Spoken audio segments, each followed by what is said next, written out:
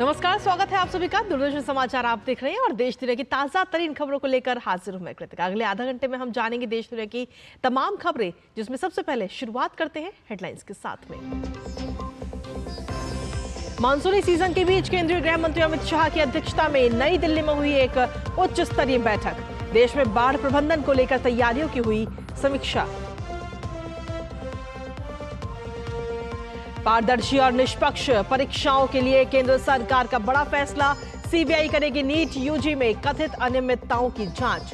NEET UG में grace marks पाने वाले 1563 परीक्षार्थियों के लिए आज दोबारा हो रही है परीक्षा। वहीं आज होने वाली नीट पीजी परीक्षा स्थगित। नई तारीख की घोषणा जल्द। तमिलनाडु के कल्लाकुरिची जिले में जहरीली शराब मामले को लेकर भाजपा हमलावर। पार्टी प्रवक्ता संबित पात्रा ने मामले को लेकर इंडिया गठबंधन नेताओं की खामोशी पर उठाए सवाल। इस मामले में अब तक 56 लोगों की हो चुकी है मौत। छत्तीसगढ़ के सुकमा जिले में नक्सल विरोधी अभियान के तहत सुरक्षा बलों को बड़ी कामयाबी। नक्सलियों के पास से मिले नोट छापने के उपकरण, बंदूक, वायरलेस सेट और भारी मात्रा में विस्फोटक भी बरामद।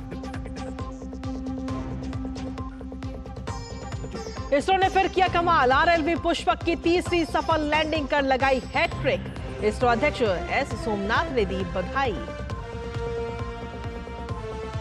और खेल की खबरों में अफगानिस्तान ने T20 वर्ल्ड कप का सबसे बड़ा उलटफेर करते हुए ऑस्ट्रेलिया को सुपर 8 में दी करारी मात। वहीं सेमीफाइनल से बस एक कदम दूर टीम इंडिया। कल बांग्लादेश को 50 रन से हराकर अंक तालिका में पहले पायदान पर किया कब्जा। तो ये थी 2 बजे की तमाम सुर्खियां, और सुर्खियों के बाद अब खबरों में विस्तार से बात करेंगे। जहां देश में बाढ़ प्रबंधन के लिए समग्र तैयारियों की समीक्षा के लिए केंद्रीय गृह मंत्री अमित शाह ने नई दिल्ली में आज एक उच्च स्तरीय बैठक की अध्यक्षता की है। बैठक में देश में बाढ़ प्रबंधन की तैयारियों की समीक्षा की गई। हर साल मानसून की बारिश की वजह से नदियों के जलस्तर में वृद्धि के कारण बिहार, असम और अन्य पूर्वी राज्यों के बड़े इलाके जलमग्न हो जाते हैं। उत्तराखंड, हिमाचल प्रदेश और कुछ अन्य राज्यों में भी मानसून के दौरान भूस्खलन और बारिश से संबंधित समस्याएं सामने आती हैं।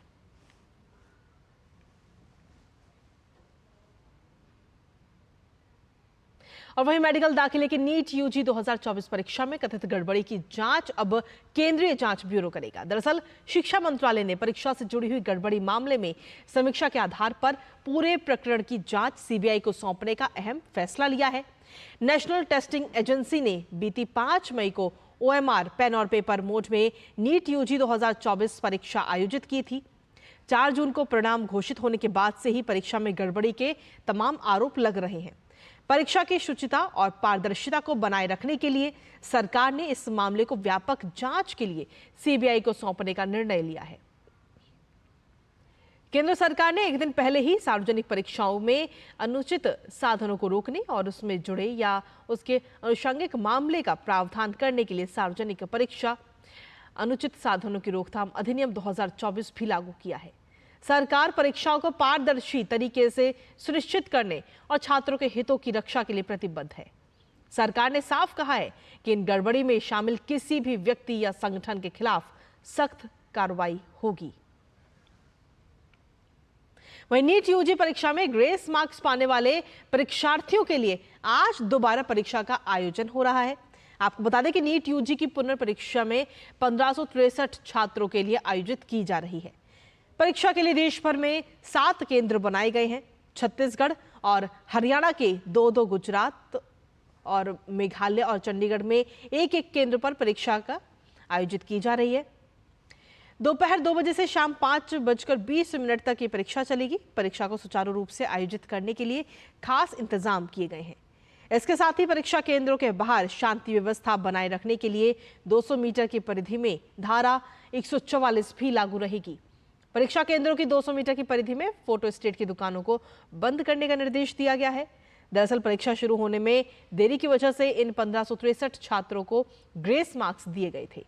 हरियाणा के एक ही परीक्षा केंद्र के 6 अभ्यर्थियों को ग्रेस मार्क्स की वजह से 720 में से 720 अंक हासिल हुए, जबकि 2 छात्रों को 718 और 719 अंक भी हासिल हुए हैं। ग्रेस मार्क्स को लेकर विवाद बढ़ने के बाद एनटीए ने एक हाई पावर कमेटी का गठन किया था, जिसकी अनुशंसा के आधार पर 1563 अभ्यर्थियों को दिए गए ग्रेस मार्क्स रद्द कर दिए गए और उनके लिए 23 जून को दोबारा नीट की परीक्षा आयोजित करने का अहम निर्णय लिया गया। और नीट यूजी परीक्षा को लेकर जारी इस पूरे विवाद के बीच में राष्ट्रीय परीक्षा बोर्ड द्वारा आयोजित होने वाली नीट पीजी प्रवेश परीक्षा भी स्थगित कर दी गई है। राष्ट्रीय परीक्षा बोर्ड की ओर से जल्द ही प्रवेश परीक्षा की नई तारीख का ऐलान किया जाएगा। स्वास्थ्य मंत्रालय ने मेडिकल छात्रों के लिए राष्ट्रीय परीक्षा बोर्ड द्वारा आयोजित नीट पीजी प्रवेश परीक्षा की पूरी प्रक्रिया का बारीकी से मूल्यांकन करने का फैसला लिया है और इसीलिए आज को होने वाली परीक्षा को फिलहाल स्थगित करने का निर्णय लिया गया। मंत्रालय ने छात्रों को हुई असुविधा के लिए खेद व्यक्त करते हुए कहा कि यह फैसला छात्रों के हित में और परीक्षा प्रक्रिया की पवित्रता को बनाए रखने के लिए लिया गया है।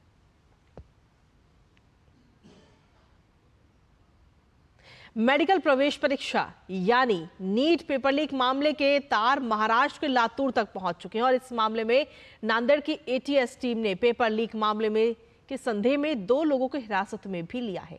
दोनों क्रमशः सोलापुर और लातूर जिलों में जिला परिषद स्कूलों में शिक्षक हैं और लातूर में निजी कोचिंग कक्षाएं भी चलाते हैं। एटीएस को संदेह था कि ये शिक्षक इसी माध्यम से पेपर फुटेज मामले में शामिल हैं। इस संबंध में जांच करने पर दोनों को हिरासत में लिया गया और पूछताछ की गई। इसी बीच जांच के बाद इन दोनों शिक्षकों को रिहा कर दिया गया है। शिक्षकों की पहचान संजय तुकाराम जाधव और जलील उमर खान पठान के रूप में हुई है।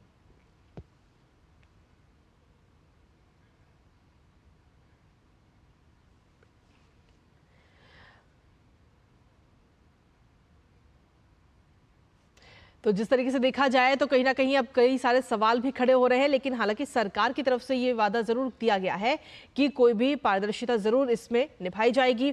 इसी बीच इस वक्त की बड़ी खबर आ रही है जहां छत्तीसगढ़ में जवानों को बड़ी सफलता मिली है। इस बीच बड़ी खबर का सीधा रुख कर ले रहे हैं। नक्सलियों के पास से पहली बार नोट छापने के उपकरण बरामद किए गए हैं। छत्तीसगढ़ से इस वक्त की सबसे बड़ी खबर आप तक पहुंचा रहे हैं जहां नक्सल विरोधी अभियान के तहत भारी मात्रा में विस्फोटक भी बरामद किए गए हैं। तो इस वक्त की बड़ी खबर आप तक पहुंचा रहे हैं। आपको बता दें कि सर्चिंग टीम को 50, 100, 200 और 500 रुपए के नकली नोट के सैंपल मिले हैं। तो ये सबसे बड़ी खबर, पहली बार ऐसा हुआ है जब नकली नोट वहां से बरामद किए गए। छत्तीसगढ़ के सुकमा जिले में नक्सल विरोधी अभियान चलाया जा रहा था और इसी बीच ये बड़ा पर्दाफाश हुआ है कि उनके पास में नकली नोट भी बरामद किए गए हैं। तो छत्तीसगढ़ में जवानों को ये बड़ी सफलता हाथ लगी है और काफी मात्रा में विस्फोटक भी इस वक्त बरामद किया गया है नक्सलियों के पास से। और पहली बार नोट छापने के जो उपकरण है, जो सामान लगता है नकली नोट छापने के लिए, वो भी इन नक्सलियों के पास से बरामद किए गए हैं। तो ये सबसे बड़ी खबर आप तक पहुंचा रहे हैं। नक्सल विरोधी अभियान के तहत भारी मात्रा में विस्फोटक भी इस वक्त बरामद किया गया है। सर्चिंग टीम को इस वक्त 50, 100, 200 और 500 रुपए के नकली नोट के जो सैंपल हैं वो भी वहां से सर्चिंग टीम ने बरामद किए हैं।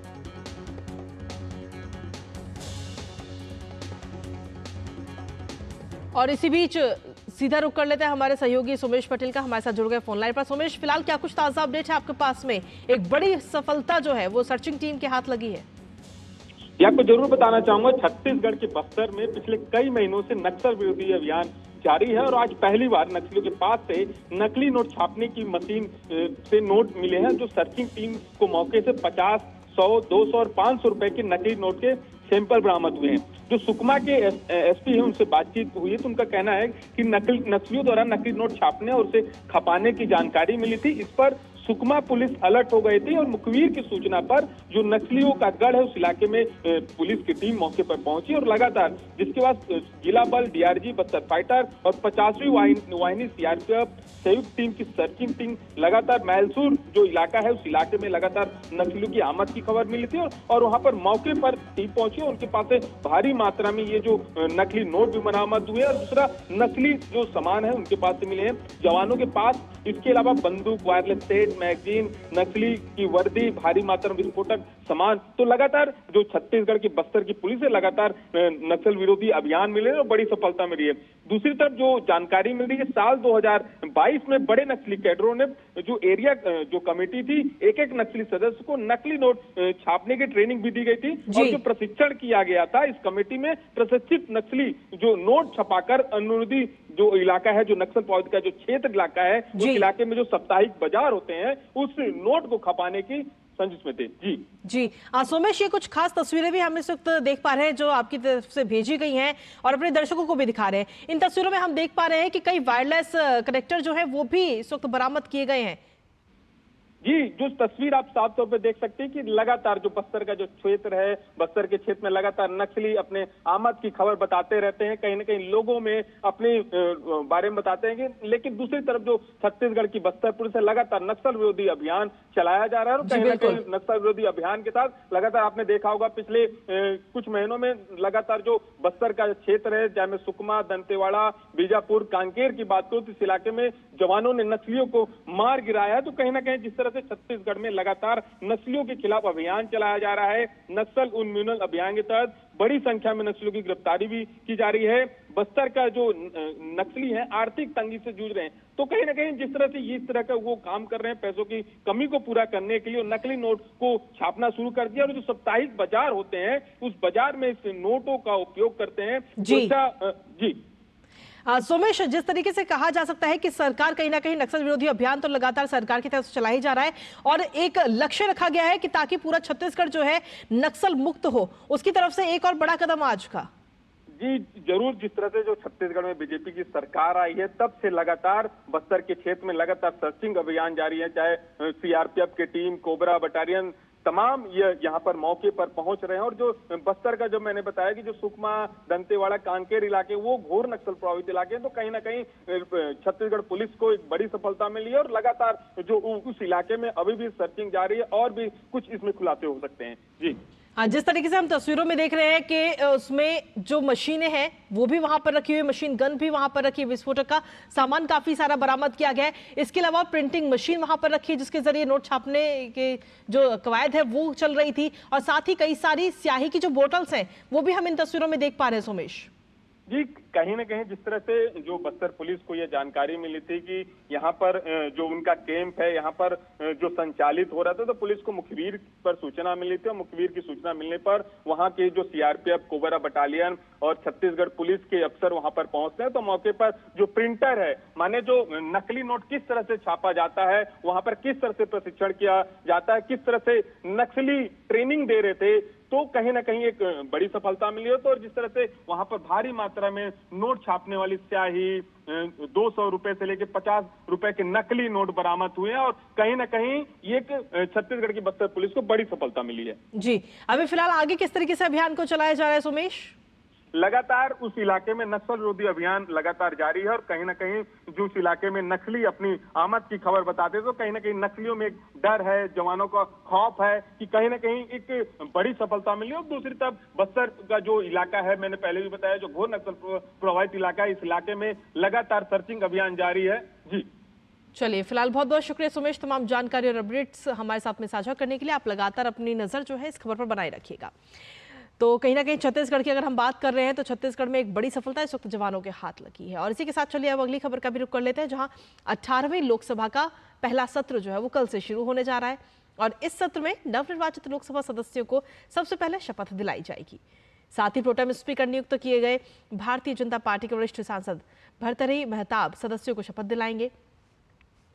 लोकसभा के नए अध्यक्ष का चुनाव 26 जून को होगा, जबकि राष्ट्रपति द्रौपदी मुर्मू 27 जून को संसद के दोनों सदनों की संयुक्त बैठक को संबोधित करेंगी। राज्यसभा का सत्र 27 जून से शुरू होगा। संसद सत्र 3 जुलाई को संपन्न हो जाएगा।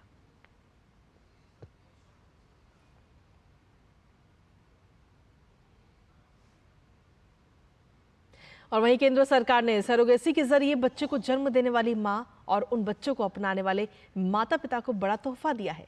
दरअसल सरोगेसी के लिए मातृत्व अवकाश को लेकर मोदी सरकार ने बड़ा फैसला किया है। अब सरोगेसी के मामलों में केंद्र के सरकारी कर्मचारी सरोगेट को 180 दिन का मातृत्व अवकाश मिल सकेगा। संशोधित नियमों की डीओपीटी द्वारा अधिसूचना जारी कर दी गई है। साथ ही सरोगेट के साथ ही अधिष्ठाता माता यानी कमीशनिंग मां जिसके 2 से कम जीवित बच्चे हैं, यदि सरकारी कर्मचारी हैं तो उन्हें भी 180 दिन का मातृत्व अवकाश मिलेगा। कानून के मुताबिक सरोगेसी के माध्यम से जन्मे बच्चे का आश्रय रखने वाली माता को अधिष्ठाता माता कहा गया है। इसके लिए केंद्रीय सिविल सेवा अवकाश नियम 1972 में संशोधन किया गया है, जिसका फायदा केंद्रीय कर्मचारियों को मिलता है। सरोगेसी के लिए कमीशनिंग मां जिसके 2 से कम बच्चे जीवित हैं चाइल्ड केयर लीव पाने के योग्य भी होंगी। इसके साथ ही सरोगेसी के लिए पितृत्व अवकाश को लेकर भी बड़ा फैसला हुआ है और अब एक केंद्रीय कर्मचारी कमीशनिंग पिता जिसके 2 से कम जीवित बच्चे हैं, बच्चे के जन्म के 6 महीने के भीतर 15 दिन का पितृत्व अवकाश पाने के हकदार होंगे। तो आपको बता दें कि सरोगेसी पर केंद्र सरकार की तरफ से ये बड़ा ऐतिहासिक फैसला लिया गया है, जिसकी वजह से माता और पिता दोनों को ही अवकाश का ये बड़ा फैसला सरकार की तरफ से लिया गया। वहीं रीयूजेबल लॉन्च व्हीकल यानी RLV के क्षेत्र में इसरो ने आज एक बड़ी कामयाबी हासिल की है। इसरो ने आज रीयूजेबल लॉन्च व्हीकल RLV और लैंडिंग प्रयोग LEX में लगातार तीसरी और अंतिम सफलता हासिल की है। इसरो ने अपने सोशल मीडिया प्लेटफॉर्म X पर पोस्ट करके RLV LEX यानी पुष्पक विमान की सफल लैंडिंग की जानकारी दी। इसरो ने बताया कि पुष्पक ने चुनौतीपूर्ण परिस्थितियों में उन्नत स्वायत्त क्षमताओं का प्रदर्शन करते हुए एक सटीक क्षैतिज लैंडिंग को अंजाम दिया। इस टेस्ट को कर्नाटक के चित्रदुर्ग में बने एरोनॉटिकल टेस्ट रेंज में सुबह 7:10 पर किया गया है। पुष्पक विमान रियूजेबल लॉन्चिंग व्हीकल है, जिसका अर्थ है कि इसे पृथ्वी पर वापस लाकर दोबारा इस्तेमाल किया जा सकता है। इसके साथ ही ये विमान अंतरिक्ष तक पहुंच को किफायती बनाने में कारगर हो सकता है। पुष्पक अधिक जटिल परिस्थितियों में रोबोटिक लैंडिंग में भी मदद कर सकता है।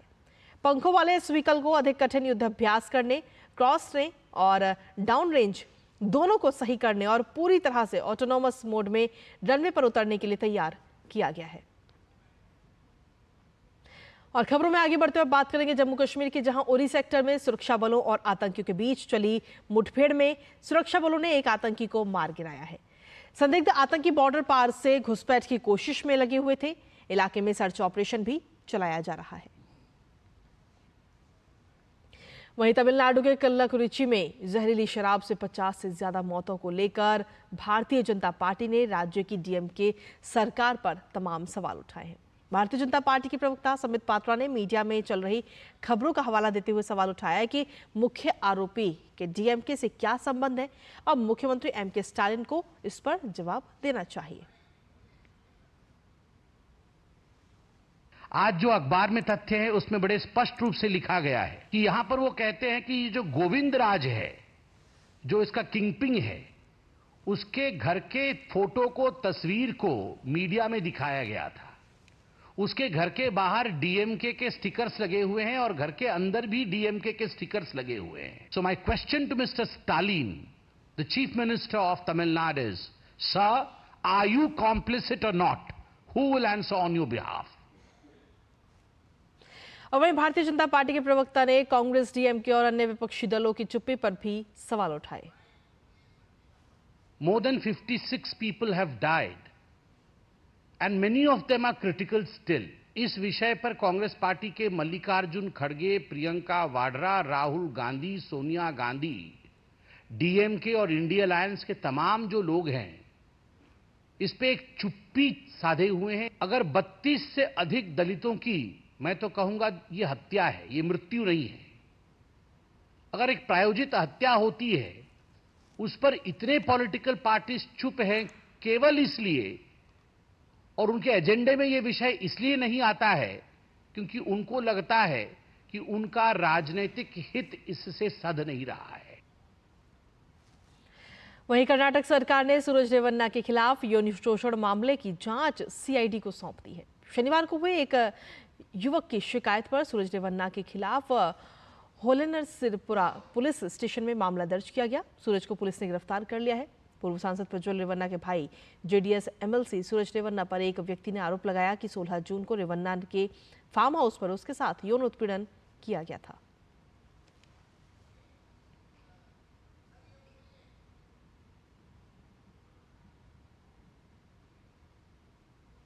केंद्रीय कानून एवं न्याय राज्य मंत्री अर्जुन राम मेघवाल ने कहा कि उपनिवेशक दंड संहिता ने भारतीयों का दमन किया, इसलिए देशवासियों को न्याय प्रदान करने के लिए नई भारतीय न्याय संहिता की शुरुआत की जा रही है।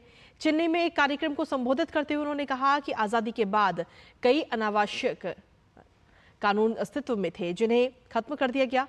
सम्मेलन में सूचना एवं प्रसारण और संसदीय कार्य राज्य मंत्री डॉक्टर एल मुरुगन ने भी हिस्सा लिया। कार्यक्रम में मद्रास, कर्नाटक, केरल और तेलंगाना उच्च न्यायालयों के मुख्य न्यायाधीश भी मौजूद रहे।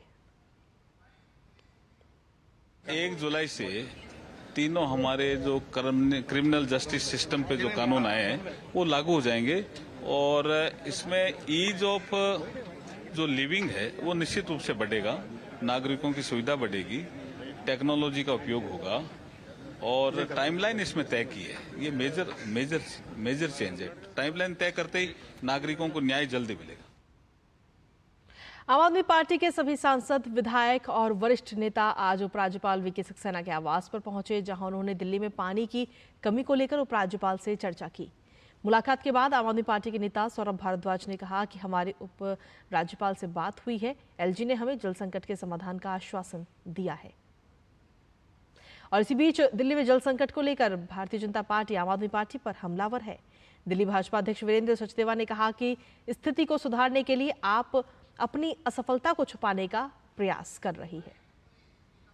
मैं फिर कह रहा हूं कि एक राजनीतिक नौटंकी है जो आम आदमी पार्टी कर रही है। इस संकट के समय इनको चाहिए था उपाय ढूंढना, इनको चाहिए था वजीराबाद गैराज की नालों की सफाई कराना, गाद निकालना, इनको चाहिए था जहां जहां लीकेज हो रही है उसको ठीक करवाना।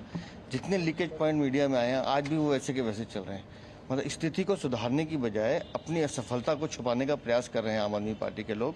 अपनी चोरी कालाबाजारी को ढकने का एक प्रयास, असफल प्रयास है और इस नौटंकी से कुछ हासिल होगा मुझे नहीं लगता। और बुलेटिन में आगे बढ़ते हुए बात अब असम की करेंगे, जहां पिछले कुछ दिनों से हो रही बारिश से राहत के साथ ही बाढ़ की स्थिति में भी सुधार के संकेत नजर आ रहे हैं। हालांकि अभी भी 12 जिलों के 1027 गांवों में 2,60,000 से ज्यादा लोग प्रभावित हैं। सबसे ज्यादा प्रभावित लोगों की संख्या करीमगंज में करीब 1,40,000 है। नवीनतम बाढ़ बुलेटिन रिपोर्ट के अनुसार शनिवार को असम के बारपेटा और बजाली में बाढ़ से 2 लोगों की जान चली गई। इसके साथ ही राज्य भर में बाढ़ से मरने वालों की संख्या 29 तक पहुंच गई है।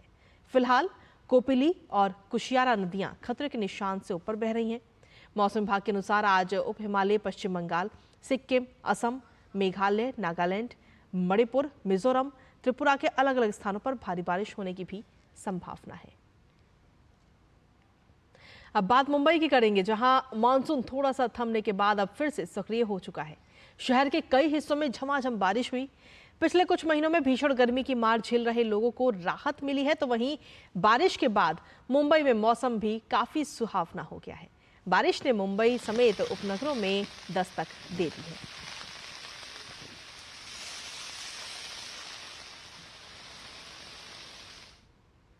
प्रख्यात विचारक और शिक्षाविद डॉक्टर श्यामा प्रसाद मुखर्जी को उनके बलिदान दिवस पर प्रधानमंत्री नरेंद्र मोदी ने सोशल मीडिया प्लेटफॉर्म एक्स पर नमन किया। उन्होंने लिखा कि देश के महान सपूत, प्रख्यात विचारक और शिक्षाविद डॉक्टर श्यामा प्रसाद मुखर्जी को उनके बलिदान दिवस पर सादर नमन। मां भारती की सेवा में उन्होंने अपना जीवन समर्पित कर दिया। उनका ओजस्वी व्यक्तित्व देश की हर पीढ़ी को प्रेरित करता रहेगा। और अब बात राजस्थान की, जहां मुख्यमंत्री भजनलाल शर्मा ने अपनी मां के साथ मुख्यमंत्री आवास पर एक पेड़ मां के नाम अभियान के तहत पौधारोपण किया।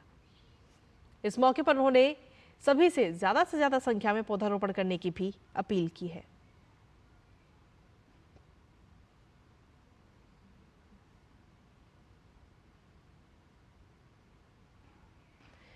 तो भजनलाल शर्मा ने पौधारोपण किया है अपनी मां के साथ में। एक पेड़ मां के नाम के जरिए इस अभियान के जरिए पौधारोपण करते हुए वो नजर आए।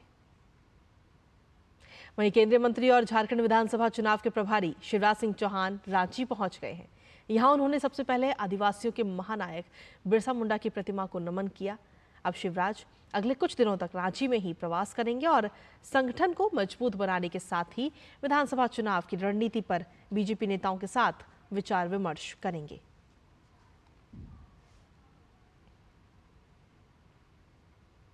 लखनऊ आगरा एक्सप्रेसवे पर भीषण सड़क हादसा सामने आया। जौनपुर से दिल्ली जा रही सवारियों से खचाखच भरी हुई एक बस एक्सप्रेसवे से नीचे जा गिरी। हादसे का शिकार हुई इस बस में प्राइवेट डबल डेकर बस थी। जानकारी के अनुसार ड्राइवर को नींद आने की वजह से यह हादसा हुआ है। इस दौरान कई पलटी खाकर बस गहरी खंदक में जा गिरी। बस हादसे में 40 से ज्यादा यात्री घायल हुए हैं। कुछ की हालत काफी नाजुक है। 30 घायलों को सौरिक सरकारी अस्पताल और 12 घायलों को मेडिकल कॉलेज तिरवा उपचार के लिए भेजा गया है। पुलिस और यूपीडा की टीम द्वारा घायलों को अस्पताल भिजवाया गया। साथ ही आपको बता दें कि छिबरामऊ तहसील के सौरिक थाना क्षेत्र के 159 किलोमीटर माइल्स पर यह हादसा हुआ है।